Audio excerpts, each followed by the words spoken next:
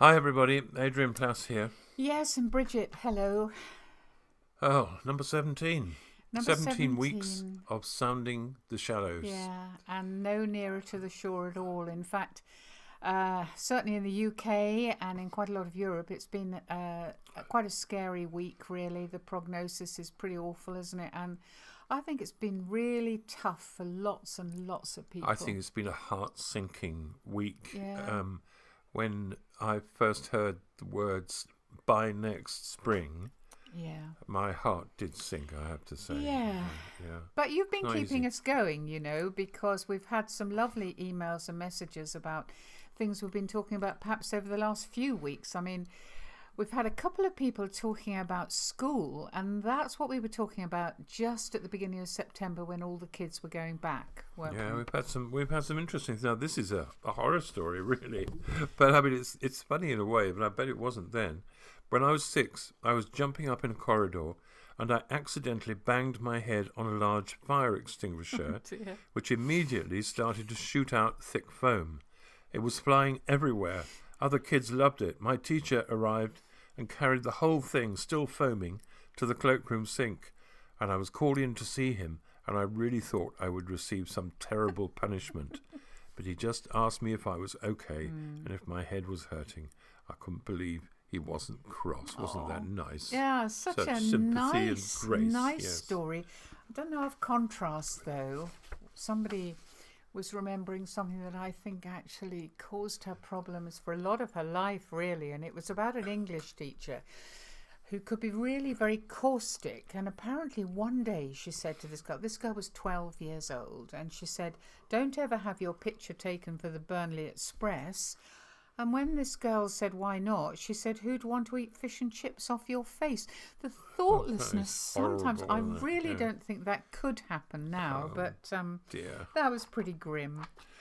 But Well, we also had some things about eternity, we did, because yeah, we were yeah. talking about eternity, and somebody wrote to us and sent us a clip. Now, if you've ever seen the film Zoopolis, there is a moment in it where the little bunny, who's a detective, and the fox turn up to find out some information from a sloth, and their experience is that of eternity. Yeah, it's well worth watching that.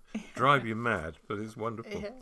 And somebody else wrote to say it's very frightening and depressing, and that actually she finds the idea of eternity, first of all, incomprehensible, and then a bit frightening. And never-ending time is beyond her imagination. But when she does try to get her head around it, she rather dreads it, imagining pain and misery going on forever. And either way, the unknown and the relentlessness of it, that person finds really quite terrifying. And I think for a lot of people, this COVID thing does feel like that, doesn't it? It Yeah. feels terrifying. Yeah, but there was a much more positive one as well, wasn't there? Yeah, there was somebody else said, thinking of eternity, I used to be worried, like Bridget, like you said last week, but I've come to the conclusion that our brains are not designed to understand the concept, which is obviously true. Also, God is outside time, and for instance, when you fall in love, time has no meaning. Do you remember falling in love? I do You indeed. do, yeah. So she says, or he says, I try to think of eternity in terms of continuous peace and love. So, there. And in a way, I suppose that's what we've been thinking about, isn't it? Because we've been thinking about survival at a really difficult time. How are we going to do it? Yeah. And there was something there, in a way, wasn't there, about that? About how we go about it. We heard from somebody else. It's been really lovely getting these emails, and somebody was saying that it feels as though we've been sailing along quite nicely, thank you very much, and we've hit a rock. And I think that's how it feels, that we're marooned, that everything has come to a halt. Yeah. And she was saying we could all get in a right grump, or we could count the different fish we see swimming about. But maybe that was being a bit Pollyanna-ish. I think that's being a bit Pollyanna-ish. It might be. But what it did do was make us think about survival. And the very first thing I thought about was something C.S. Lewis said, which isn't surprising. And I can't remember the exact quote, but he talked about the fact that something like friendship, and someone out there will know exactly what it was, or poetry, something like that. But it's true for poetry, art, sport, all sorts of things. Those things are not essential for survival. No. But the point C.S. Lewis made was that they are what makes survival worthwhile. Yeah. And I woke up the other morning and I looked. There's a picture on our wall which I really love, and it's a photograph of Raby Castle. Oh, in the snow. Which is not far from us. Yeah. And I love this photograph, and I looked at it, and I suddenly realised that the meaning had drained from it. I can usually sit and kind of imagine being. It's a lovely place, and in snow it's quite wonderful. And for a moment I thought, how am I going to go about retaining the meaning in things and the depth in things? How do we go about surviving?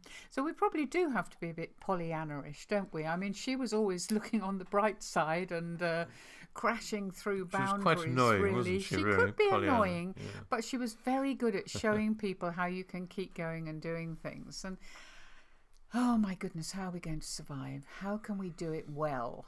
In a way, I suppose what we're talking about is what's in our survival kit. What have we got that's going to keep us going? Yeah, and you talking of kits reminded me of when we at the beginning of this century we went to Bangladesh. That sounds terrible to say at the beginning. I know, and we had to go to a meeting, didn't we, to talk about our trip with World Vision. Yeah.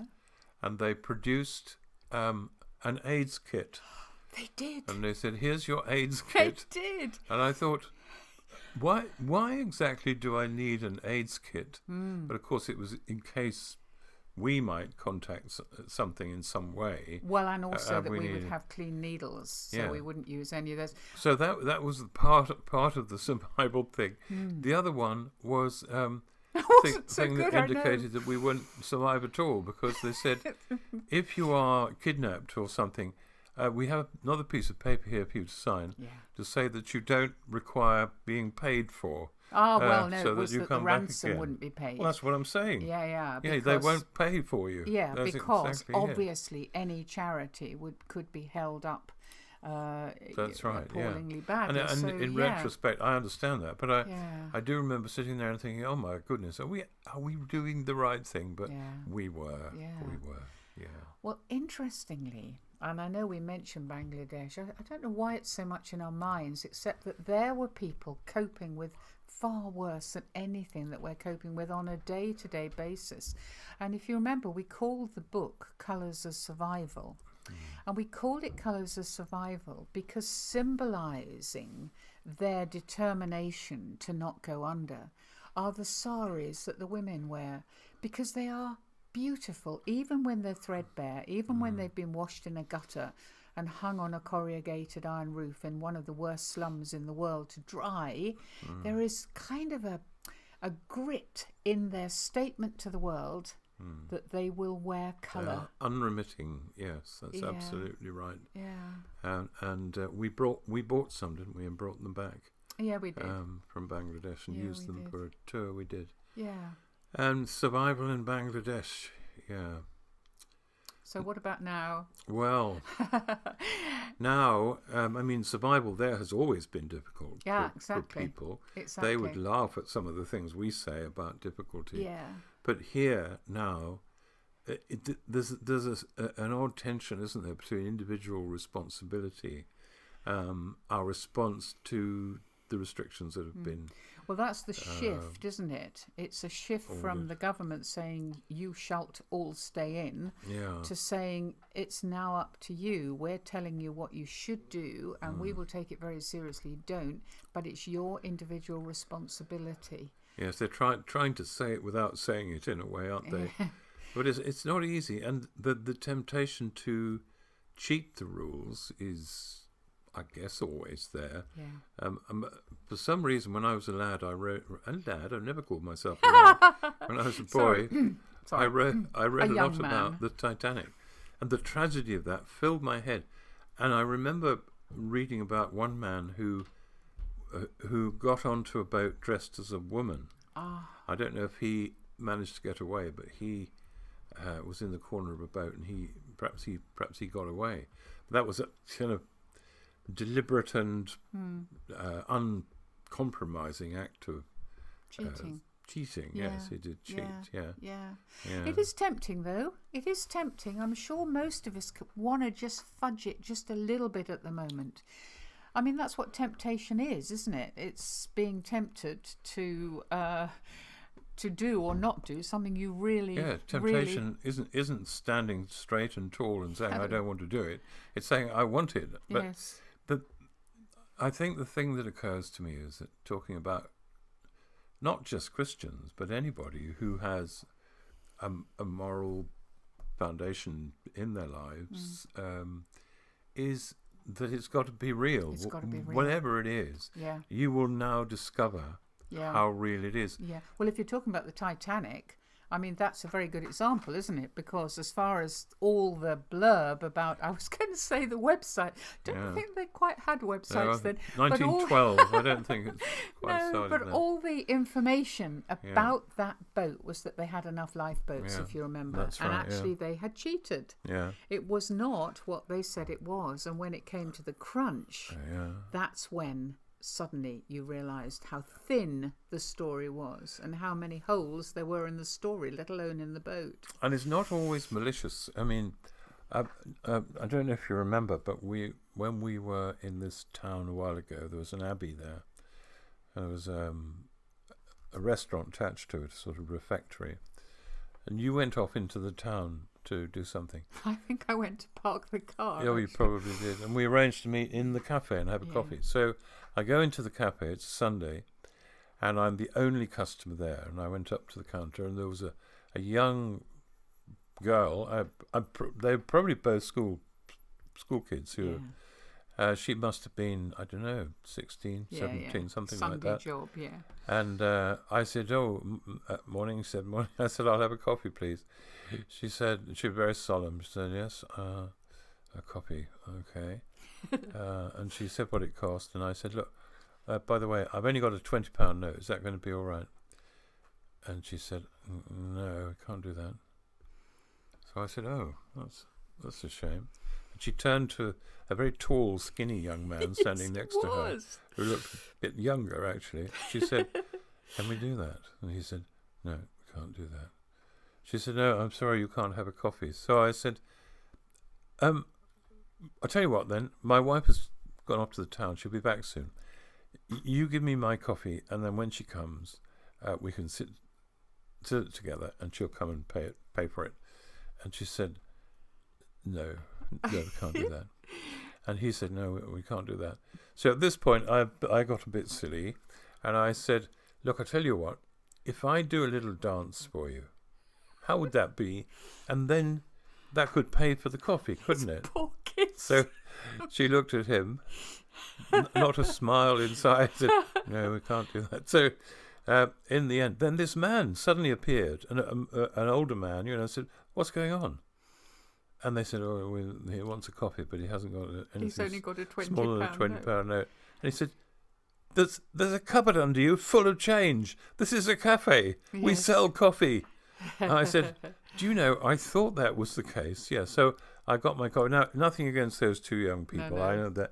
But whatever you do, if you have rules, they've got to be rules that allow for people and the way people are. Yeah. And what really happens to them. Yeah. And it's not as easy as it sounds. No, it never is it? But, just finally about Bangladesh, I don't know if you remember, but we went out into the countryside to meet a group of women, and they were feeling so important because nothing much is about women in Bangladesh, or it wasn't when we were there anyway. Yeah. And they were there to talk about a loan scheme that they were all involved with. And it was a project run by this charity, and eventually it was you actually said to them, I have a question for you. And they were very excited that they got a question coming. And you said, why? It was World Vision, wasn't it? And you said, why does World Vision do this? Why does World Vision do these things? These projects because there was no communication in terms of faith, because obviously Bangladesh is not a Christian country. Yeah. But there was so much chattering. Do you remember? It was like a lot of little birds. Very, very and well. then finally, one of the bravest of the women put her head up and she said, World Vision loves us. And I thought, in terms of reality of communication and reality of care and a genuine help in survival, it was what they did, and it couldn't be what they talked about. And it's one of what we always call the unsigned gifts of God, that they felt loved, and that's tremendous, really. But I mean, we are talking about rules. We have got some new ones. They aren't going to be easy to follow. They're going to be quite hurtful sometimes. But at the same time, they need looking at all the time, don't they, in case they get out of date. I mean, do you remember when we bought our first house? It was a Victorian house, and we got the deeds. And when we looked in the deeds, as part of our covenant, it said that we mustn't make bricks or hold a circus in the back garden. We were terribly disappointed, we were so disappointed. Because we were planning to open a circus and make some bricks. And make some bricks. No, but what fascinated us was there must have been at some point in the past somebody trying to make bricks or have a circus in the back garden in order for the rule to be created. Yeah, and it does make you think about rules, perhaps in churches, rules that nobody quite understands why. In fact, we've heard stories about that, which we won't tell you now, but people wondering why on earth they do things, and nobody knows. Nobody knows. Yeah, we knew somebody quite well, didn't we, who had, I suppose, most of his life really, would it be fair to say, lived by rules? Certainly he was a man straightforward in his thinking. He was, yeah. Well, he was a traffic warden, and he also did traffic directions sometimes. And when just before he died, we visited him in hospital, and was very interesting. And I think, I wrote a poem about it then, which kind of sums up what I thought. He stood at the crossroads of his own life, directing the traffic of emotions, thoughts, events, too watchful once, perhaps, for woe betide some maverick urge that tried to jump the queue and overtake good common sense that ought to set the pace. He really tried to set his face against irregularity, longed to see the day when all of life's unruly streams would be reorganized into an earthly paradise of dead straight lines, with no untidy tailbacks to upset him. Alas, for all his dreams, his bosses wouldn't let him. He had 3 bosses, one in heaven, one in Hastings, and one at home. The first and last of these instructed him in many things. They taught him that the waving through of tender thoughts, a blind eye turned when unashamed compassion does a sudden U-turn in the outside lane, need not be crimes. That facts and feelings, well, they have to double park sometimes. And in the end, in the main, love was flowing freely. And far too soon for us, the traffic noises died, and on that soundless day, a chauffeur-driven certainty came softly in the morning, and it carried him away. I think that just about sums it up, really, Adrian. The rules are really important at the moment. Cheating them is a really bad idea, but at the same time, an openness to new, an openness to wavy lines, to facing your emotions, to being real is really important, isn't it? And we've thought a lot recently, haven't we, about what Jesus said to his disciples about the future.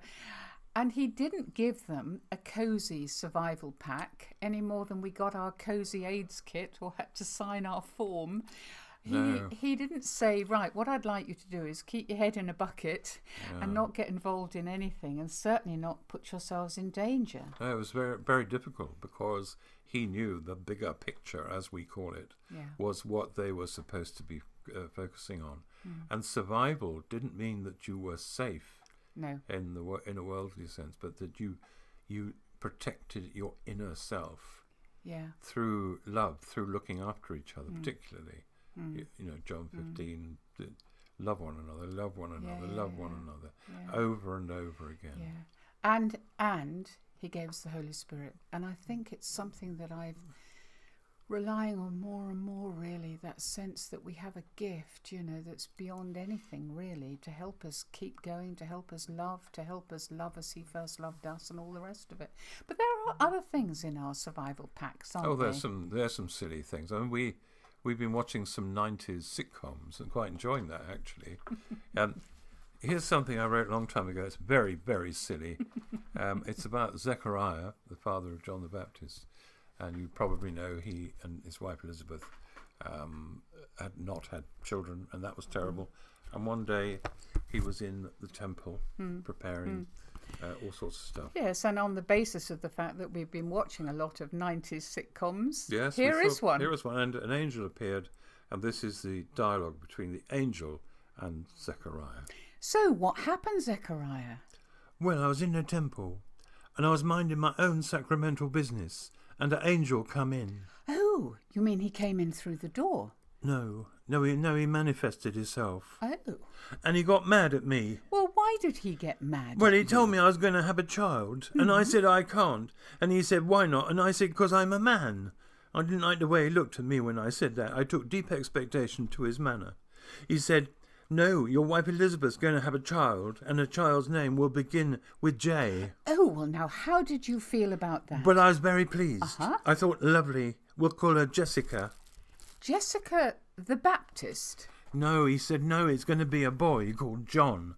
And that's when he got really mad with me, because I was gobsmacked. Well, what did he do? He smacked me in the gob.